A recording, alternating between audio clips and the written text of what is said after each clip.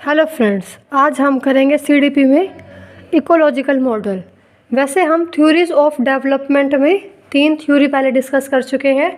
Cognitive development theory, socio culture theory जो Vygotsky ने दी थी, और थर्ड थी हमारी मॉरल डेवलपमेंट थ्योरी जो कोलबर्ग ने दी थी, और कॉग्निटिव थ्योरी जीन पियाजे ने दी थी।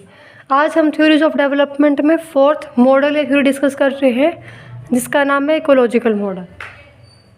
इकोलॉजिकल मॉडल सबसे पहले बात है किसने दिया, तो इकोलॉजिकल मॉडल दिया है यूराई ब्रोनफेन-ब्रनर ने।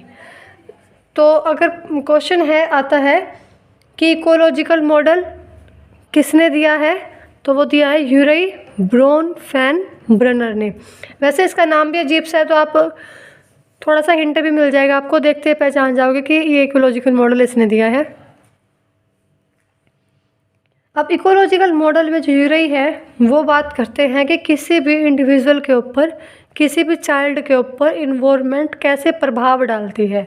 जो इन्वायरमेंटल है, जो सोसाइटी है, जो आसपास का जो वातावरण है, वो किसी भी बच्चे को, किसी भी इंडिविजुअल को कैसे प्रभावित करता है, कैसे इफ़ेक्ट करता है, किसी भी बच्चे को, किसी भी इंडिविजुअल को कैसे इफ़ेक्ट करता है। तो उसकी बात करते हैं, उसकी इकोलॉजिकल मॉडल में बात करते हैं कि किसी भी बच्चे पर वातावरण का, इन्वायरमेंट का कैसा प्रभाव पड़ता है।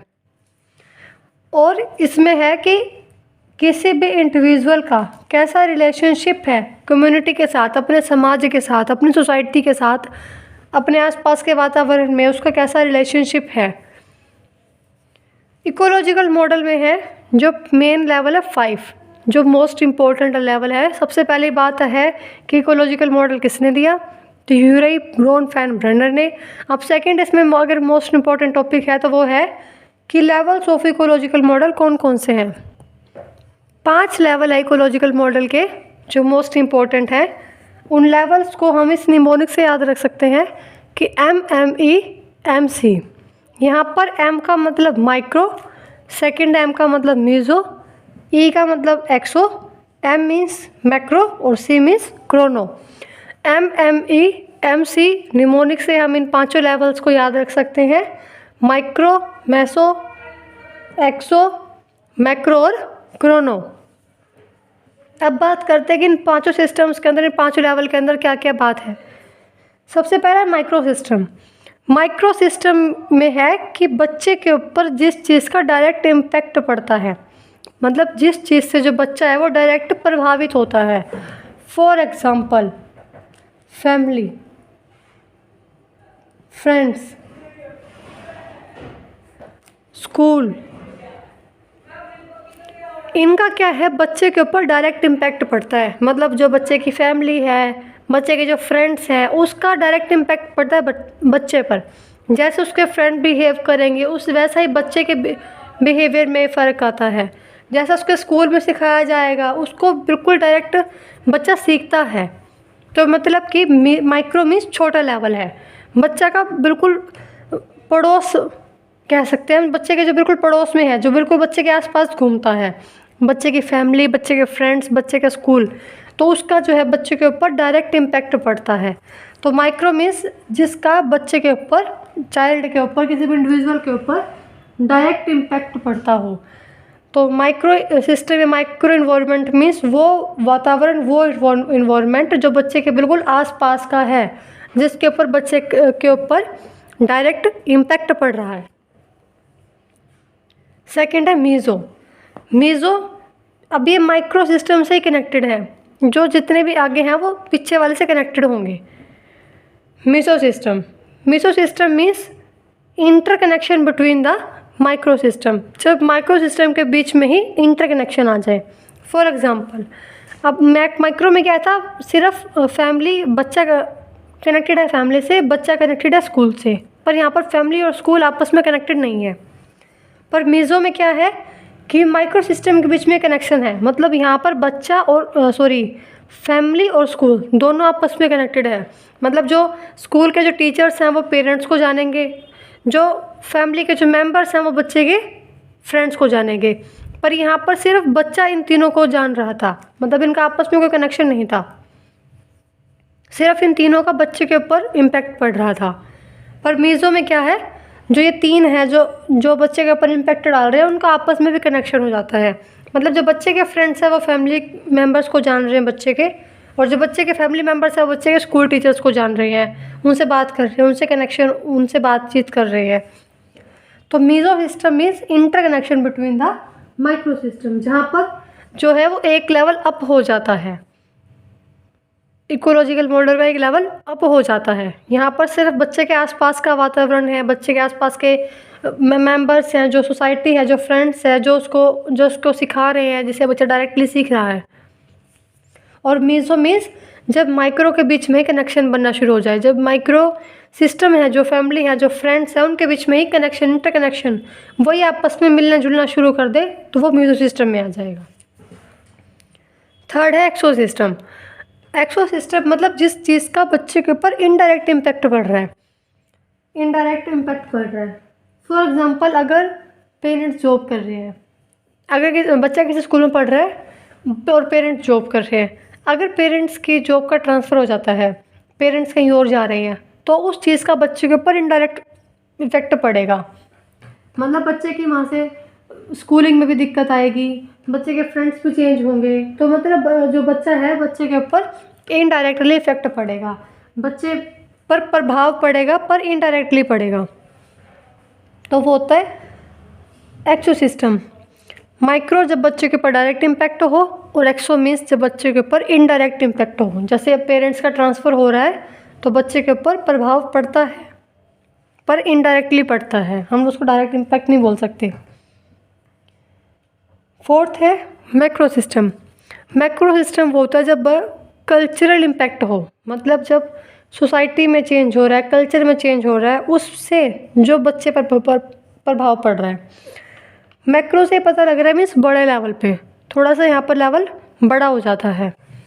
मैक्रो मीन्स बड़े लेवल पे जब कोई चेंज हो, चीज़ कल्चर में चेंज हो, सोसाइटी में चेंज हो, किसी ट्रेडिशन में चेंज हो, तो वो हो गया हमारा मैक्रो सिस्टम में आता है।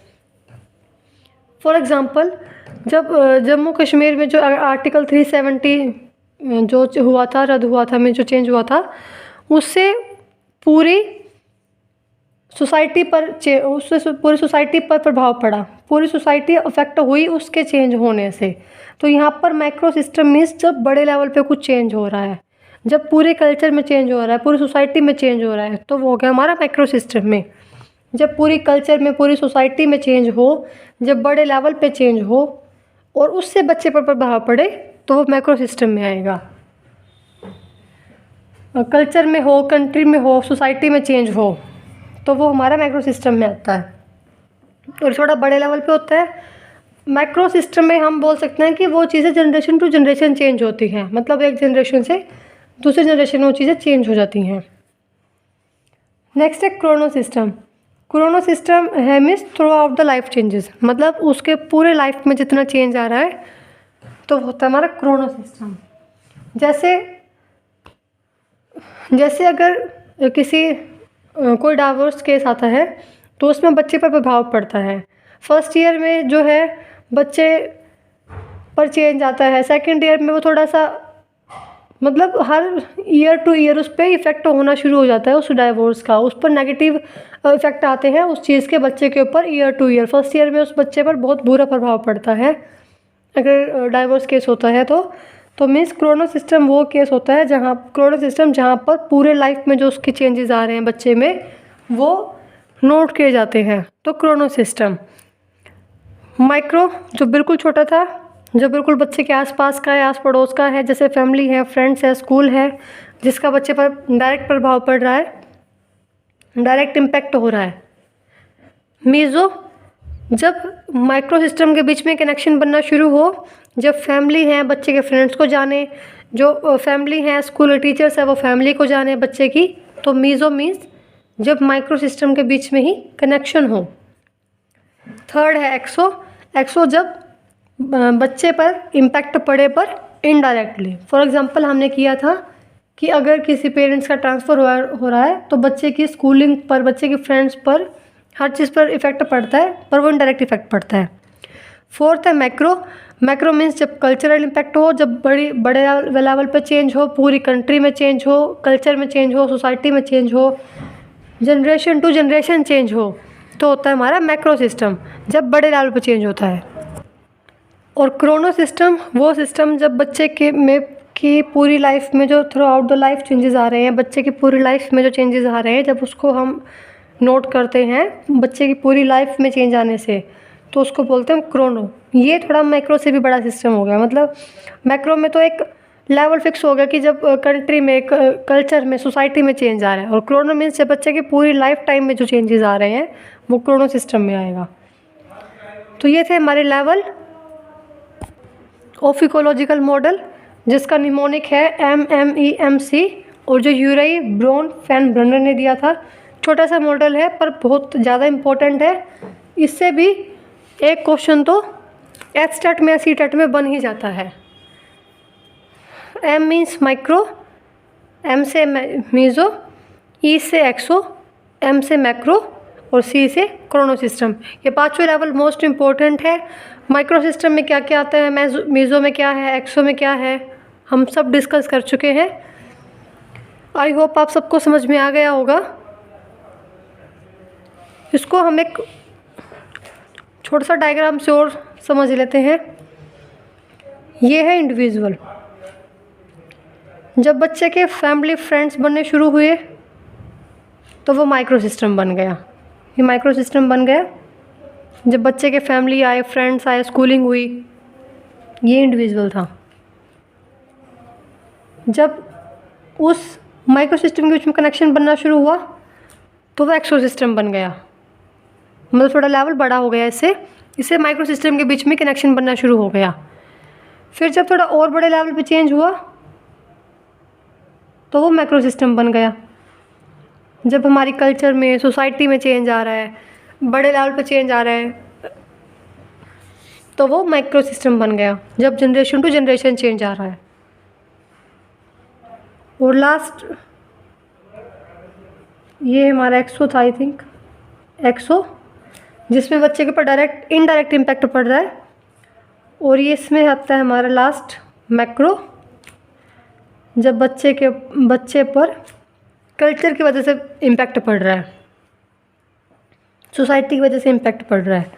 और एक्सो में क्या था, पहले माइक्रो था, फिर माइक्रो, फिर मीज़ो था, उसके बाद एक्सो है जिसमें बच्चे के ऊपर इनडायरेक्ट इम्पैक्ट पड़ रहा है, फिर मैक्रो है जिसमें बच्चे के ऊपर कल्चर इम्पैक्ट पड़ रहा है। मीन्स पूरी कल्चर में चेंज होने से, पूरी कंट्री में अगर कुछ चेंज हो रहा है, कल्चर में चेंज हो रहा है, तो उससे जो बच्चे पर प्रभाव पड़ा वो मैक्रो सिस्टम हो गया। अगर आपको हमारी वीडियो पसंद आ रही है तो लाइक करें, शेयर करें और सब्सक्राइब करें। अगर पसंद नहीं भी आ रही है, कुछ कमी लग रही है, तो डिसलाइक करें और हमें कमेंट में बताएं कि कहाँ कमी है।